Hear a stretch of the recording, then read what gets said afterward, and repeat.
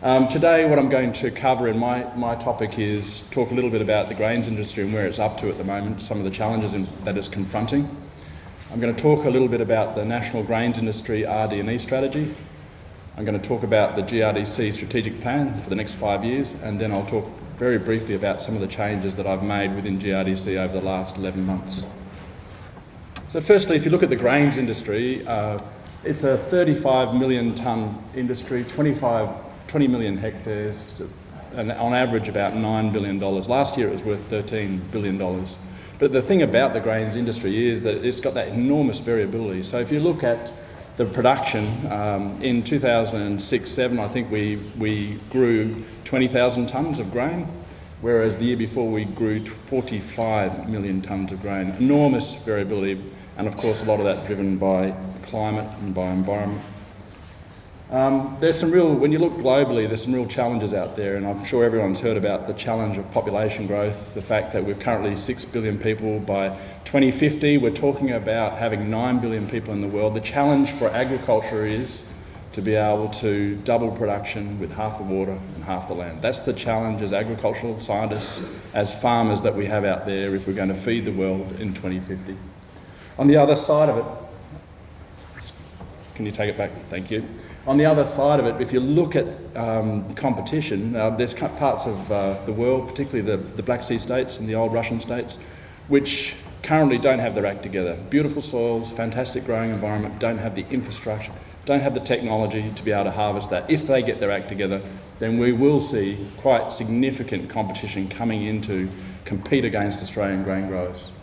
If you look within Australia, I guess the biggest change we've experienced over the last 5 years has been the removal of the single desk and the move towards deregulation. And I guess the initial reaction of the industry was, over those first couple of years, is what's the big deal?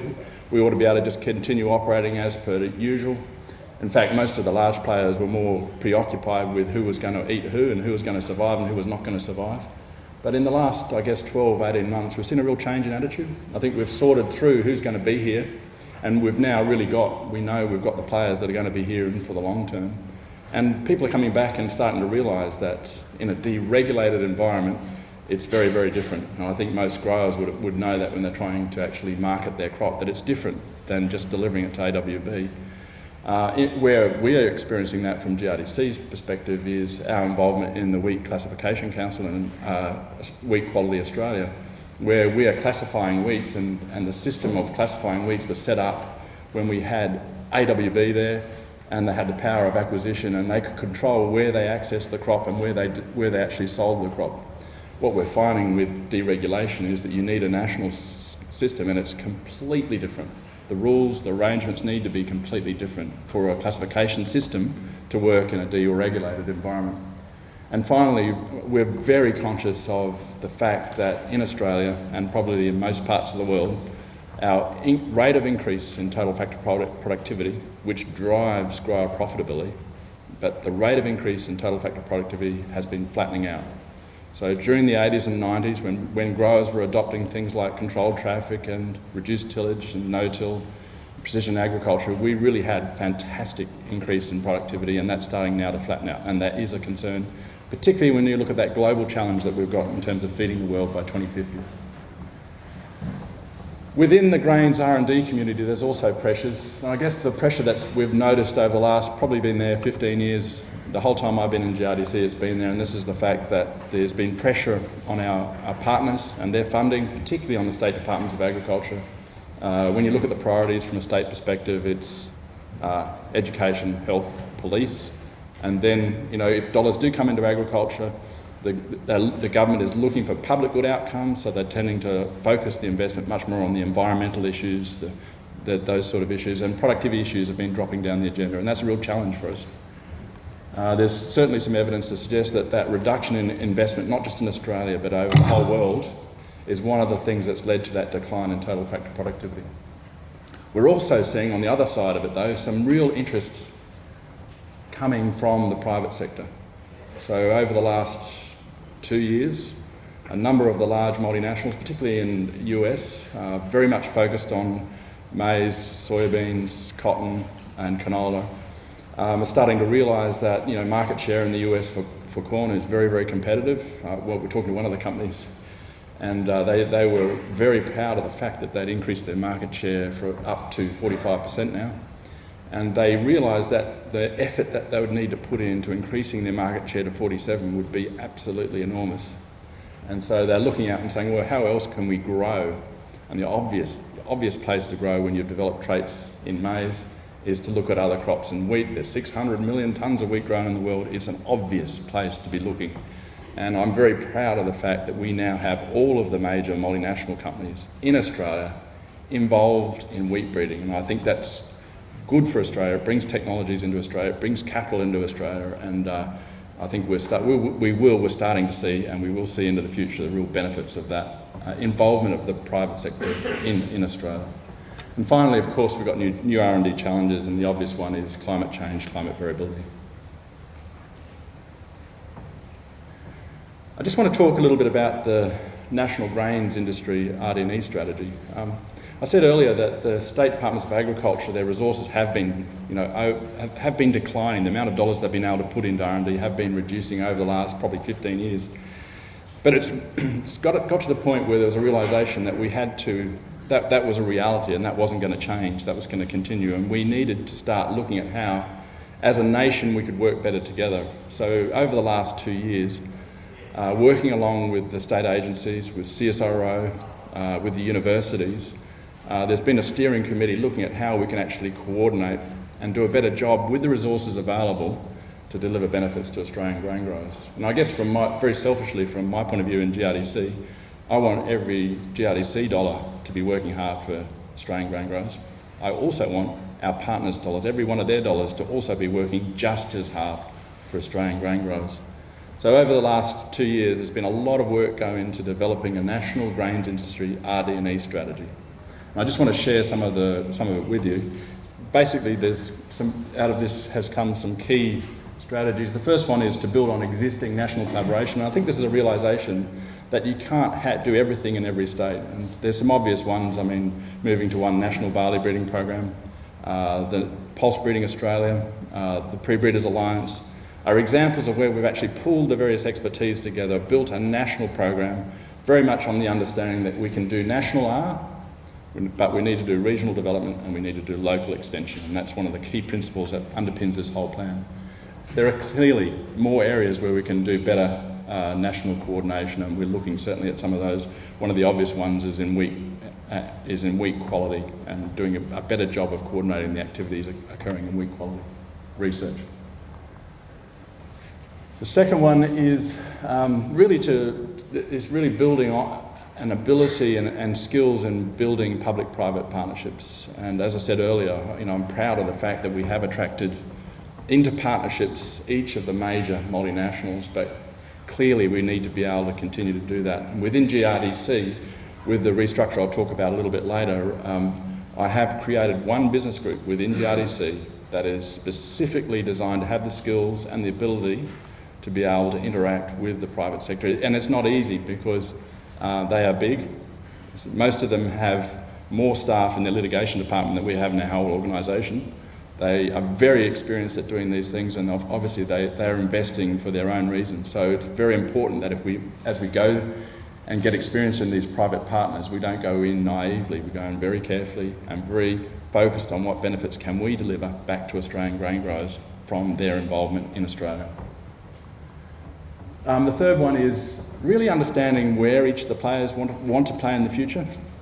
So in the past, I guess I'd characterise it, everyone wanted to do everything, and the realisation that that's not possible has led to some fairly hard conversations around Australia about, is that really where you want to focus, or would it be better if we actually create a critical mass in this state, do our research nationally and deliver it regionally and locally.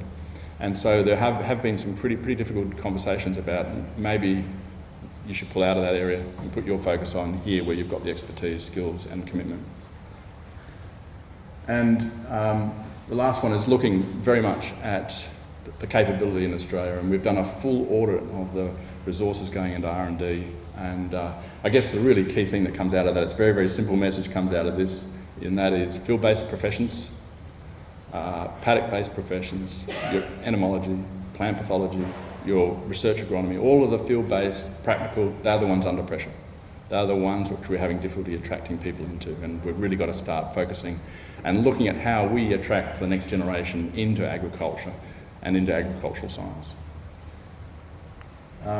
Finally, the fifth one is about having a mechanism by which we can really make sure that everybody understands what the priorities are and what's likely to deliver to growers the best benefit. And there's mechanisms we're looking at, particularly with the regional cropping solutions groups, of actually focusing that and sharing that information with our partners so that we really can focus everybody's investment on the things that make the biggest difference. So I'll move on. The committee, just so you know, they're the people involved. I just encourage you probably know some of them, have a talk to them. You can go to our website, get a copy of the National RD&E Strategy. I encourage you to do that. If you've got any feedback and you've got any ideas, please feed it back to one of these members up on the board. So I'm just going to move on now to the GRDC this 5-year strategy, and it really flows from that National RD&E Strategy. One of the things that I'm required to put on the Minister's desk a 5-year R&D plan for the next 5 years, and we're in the process now of just working that up. And I just want to share some of the strategies, some of the content of that plan with you. So firstly, I guess when you look at it, what I want that investment growers make every single year in the GRDC levy. I want that investment to be the best investment they make. Better than putting the money in the bank, better than putting the money into their property, better than putting it in the property next door. I want that return on investment that growers make in the GRDC levy to be the best return they can possibly make. To me, there's 5 key things we need to do if we're going to realise that promise. And the first one is we've got to be focused on creating value. It's very easy in GRDC to fund a project over here and fund another project here and another one there and keep those people over there happy. We've got a very diverse growing area. We've got 28,000 growers. We grow grain from central Queensland right through to Geraldton and Western Australia, and the environments, the climates, the soils, they're incredibly variable. But at the end of the day, as a business, if we're serious about returning value, then we've got to start focusing the portfolio on the things that are going to create the greatest value. And that's the first strategy. Second one is, and it really builds on the National RD&E Strategy, and that is we've got to be nationally coordinated. We can't afford to have duplication, fragmentation. We've got to continue to fully implement the National Grains Industry RD&E Strategy, build areas with critical mass that can focus on the key issues that are important to growers. Third one is, it's all very well to talk about, nicely coordinated national R. Till a farmer does something different on their farm, plants a different seed, changes a farming practice, the return on investment is zero. And I believe GRDC needs to really start taking more responsibility for ensuring that we understand right from where we invest in the R to farmer changing practice, doing something different on their farm, and we've got a responsibility to ensure that continuum works. And I have to say right up front, you, as advisors and consultants, 60% growers in Australia have consultants. You people are critical in that process of growers changing practice, and I hope you see us focus on you as important conduits to ensuring that we get results from our R&D. And the fourth one is really about the fact that we do about 2% of the world's research. We know that those 6 biotech companies I spoke about earlier are investing around $5 billion a year on R&D. It's critical that we are well connected. We linked in, we know what they're doing, and we can pull into Australia the technologies that are relevant to Australian grain growers. And I keep saying to our guys back in Canberra, you have to kiss a lot of frogs. But if there's one or there's 2 technologies that we can find and ensure that Australian growers get early access to that technology, that's what will give Australian growers a competitive advantage. And then finally, and importantly, we've got to have processes for engaging growers. My view is if growers know what we're investing in, know why we're investing, know what the likely return is going to be on that investment, then they will be our best advocates. There's 28,000 growers out there, and there's a real challenge for us to get out there and actually tell growers, we're investing on their behalf in trust for them, tell them what we're investing in and how it's going to benefit them. And I believe, look, the regional cropping solution groups, that we're currently in the process of forming are going to be very, very important in terms of strengthening that conduit through the regional panels. So if we can do those 5 things, my view is we can take the performance of GRDC to the next level. And that's my challenge, that's why I'm here, that's what I want to do. I'm going to just move on quickly and talk about where we're up to in that process. So I said the first strategy was about, creating value and focusing the portfolio on the things that are going to deliver the greatest value. To do that, we have identified what we're calling the pillars of successful grain production to focus what we actually invest in. There's a paper out there that you can get from our webpage. I'll just get you go to the next slide. There's a paper there that you can download from our website. I'd encourage you to do that. We're looking for feedback from growers and from yourselves. We're looking for that feedback by the 19th of March. If you go in there, have a look at it. This is what is setting the agenda for us over the next 5 years. So if you want to influence us, now's the time. And the process is to actually get in there and send us back your feedback. And I'd really encourage you to do that. Just going to move on quickly now and just talk about a few of the changes before I hand over to David. David's going to talk very much about the regional aspects of GRDC and some of the changes that are occurring there. Firstly, with new board, so we've now had our second board meeting. New board started just before late November last year, and they are settling in. We've obviously new regional panels who started 1st of July, and they're well and truly settled down now. And the people here from the regional panel, they were mentioned earlier by Mark. Just encourage you, please make sure you've got any issues, talk to your regional panel members about it. We have the new strategy, and I've outlined the 5 pillars of that strategy earlier in this presentation. And we have, as a consequence of that new strategy, changed the actual structure within GRDC. And I'll just get you to go to the next slide. In terms of the changes within GRDC, we used to have 6 executive managers, have taken it back to 4. We're an organisation with about 50 people, and I think 4 execs is probably enough to manage that size organisation. The key changes was to consolidate all of the corporate services enabling functions into one business group called Corporate Services, and consolidate practices and varieties into research programs. My view on that one is that growers really don't care if it's a genetic solution or a practice solution, they just want a solution. So we've brought those together under Steve Thomas. New products I've morphed into a group called Commercial, and that's really about having a part of GRDC that can interact with the private sector. And that's led by Vince Logan. And finally, I've created a new business group called Regional Grower Services, and this is to put the emphasis on not just investing in R&D, but making sure something useful is actually delivered out of that R&D regionally across Australia. And currently, Stuart Kearns is acting in that role. Lisa Angus is looking after corporate services. There's a more traditional organisational chart. I won't go through that, but it just shows you how the various business groups work. And if you look at the way I see the organisation working, it will actually start with the regional cropping solution groups feeding into the regional panels, and then the 6 themes to really focus our investment and coordinate what happens across the 3 business groups. And ultimately, it's about delivering to Australian grain growers. And finally, I believe there's a real need, and I guess part of creating a new business group called Regional Grower Services is to really look at our delivery mechanisms. We've got the new technologies out there, we've got the web, we've got social media, we've got our traditional activities like these updates.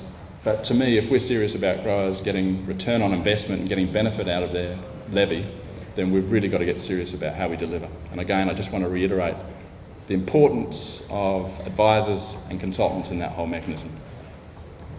And I think just one more. So I think I will leave it there and hand over to David. Just again, I'm leaving that slide up just to encourage you to please just take the time, go to our website, download the document, have a quick look at it. If you've got any thoughts, please shoot us an email.